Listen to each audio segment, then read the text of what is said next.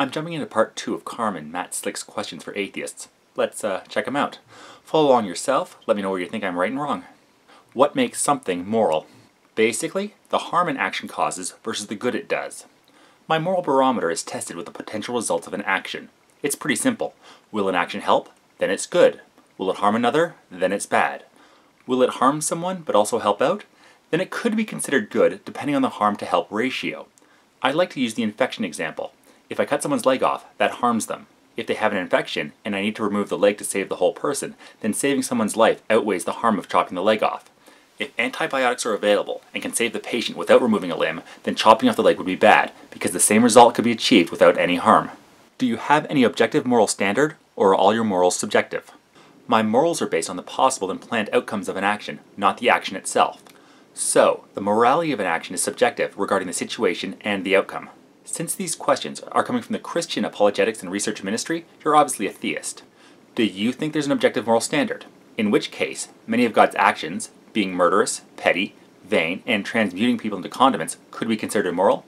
Or is morality subjective, changing at the will of a God? Do any actions automatically have moral value, such as rape being wrong? Or is the moral value assigned by people? Morality is a human construct, so moral values are designated by people. When we have to make a decision, we use our personal moral compass to determine the outcome we should take. If actions automatically had an intrinsic negative moral value, then they would never occur, because everyone would have the same morality. Why ought a person not steal? If you don't understand, stealing harms others by removing their property which they rightfully own. Also, theft harms society by not allowing people to feel their own property is safe. If theft was accepted, it would create worry and anxiety for people who do not feel their property was secure. Now, sometimes theft can be justifiable. For example, there's the old example of stealing food to feed a starving family. I think Jean Valjean was right to steal a loaf of bread to feed his sister and her child. If there was no other way to feed them, the harm caused to the baker, the loss of a loaf of bread, was mitigated by the good it did, keeping a family alive. Was the atheist Joseph Stalin wrong for killing over 42 million people in the 1900s? If so, why? If not, why not? Yes, Stalin's killing of people who didn't want it, either by direct order or conditions he forced them into, harmed them. Dead people, it goes without saying, cannot live the life they wanted, so they were harmed by his actions. Do you not understand that killing people against their will, by definition, harms them? Oh, and that was a nice little dig there, making sure we know he was an atheist. Yes, I had the same lack of belief he did. Doesn't mean I'm going to murder anyone I want. From the perspective of an atheist, is the action of rape wrong, even if it furthers the species? From my perspective, yes, it's wrong. Look, if the human race has got to the point where we need to force people to be breeders against their will, then maybe our time should be up. I wouldn't want a society where the existence of people is dependent on forcing them to breed via rape. So, it's harming people immensely, and the result is to keep a system going that I wouldn't think should be sustained, so the harm is not worth it. In atheism, if you say rape is wrong because it harms someone, why is harm the standard of morality? For me, empathy. In a social species like ours, we've developed empathy for other people. A normal person would not want harm to come to themselves, and usually empathizes with harm coming to others and does not want to actively cause it. Basically, I ask, would I want what is happening to others happen to me? The ethics of reciprocity is a staple in many surviving religions, which leads to a chicken or egg question.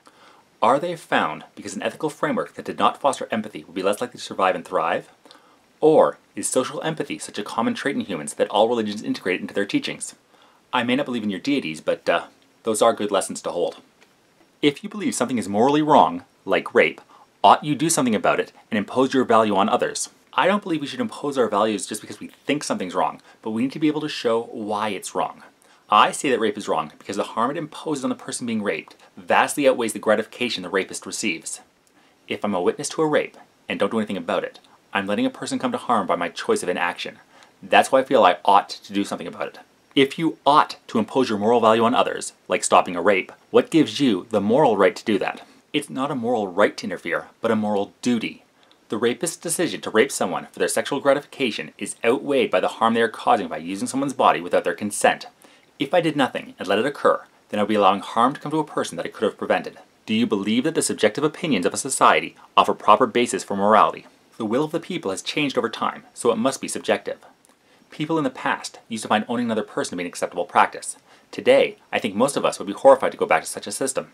I don't know about proper. The collective morality is simply an expression of the collective beliefs of a population and can change over time and distance. What we find moral, others may find deplorable, and vice versa. Everybody thinks their morality is the right morality. If they thought otherwise, they would change. That's why I don't let myself have preconceived ideas of what is moral and don't blindly follow what society says. I have to work out my morality from what I think is right and how I and others should be treated. How do you know if a society is improving morally? Again, that would be a subjective view. With the expansive freedoms, I personally think society is improving morally. People, from not even too long ago, could see our increasing acceptance of equality for women, minorities, gay and trans people as a degradation of the moral climate. Personally, I think more people being accepted for who they are, as long as they're not harming others, is a good thing. So, there are my responses to this batch of questions. I'm always looking for new questions to answer, so if anyone comes across any, or just have any of your own, send them my way.